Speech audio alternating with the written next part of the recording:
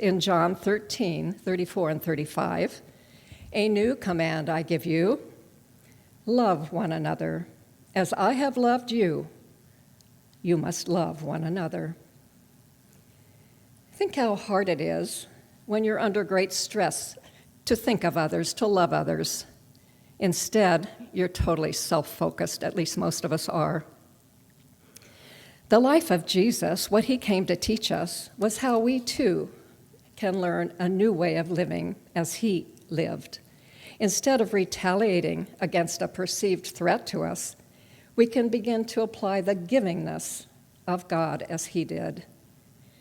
Last Sunday, in her opening words, Flower said, "The givingness of God should challenge our own givingness."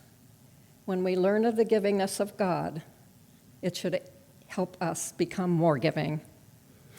As I understand it, in the greatness of what Jesus is, makes us yearn to be more like him.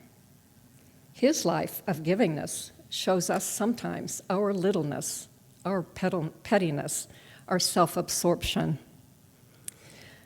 I remember hearing from Dr. Stephen Isaac so frequently about the constant battle between our ego and our soul. The ego's system of justice is always self-serving. Its only compass is its own survival, so it will do almost anything to remain in control or to get even with its perceived enemies. While our soul's system of justice is divine justice, it comes from a higher place. It isn't based on human reasoning every day. It's higher than that. How did Jesus show grace and mercy in his own life and the givingness of God? We all know during his crucifixion, he remembered to give kindness to others in spite of his great physical suffering.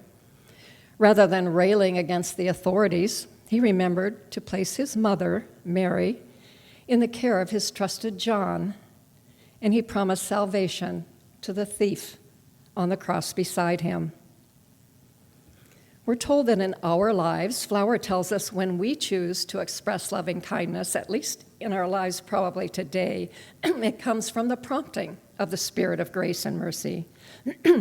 And as we advance spiritually and become more willing bestowers of grace on others, we ourselves are told we will receive more grace. So the actual role of the Spirit of grace and mercy is to take certain unfinished human work upon itself so that deserving individuals might be free to progress and live out their lives.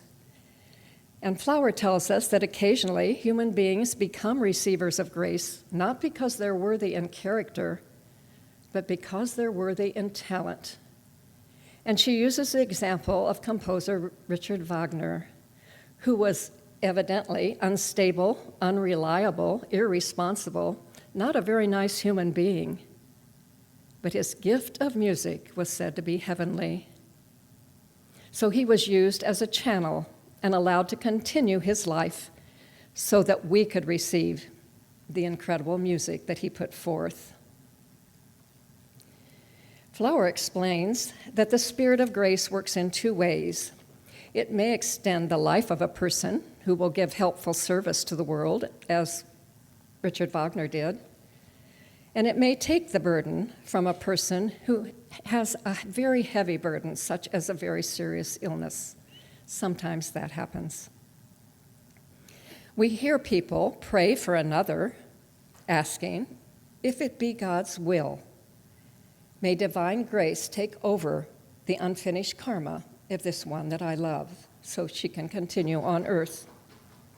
We are told by Flower that the Spirit of grace then, after she has asked that, will study the individual to see what qualities that person has. And she will decide whether to absorb this one's unfinished debt to society, and if she absorbs it, that negative karma, it may mean possibly extending that person's life too.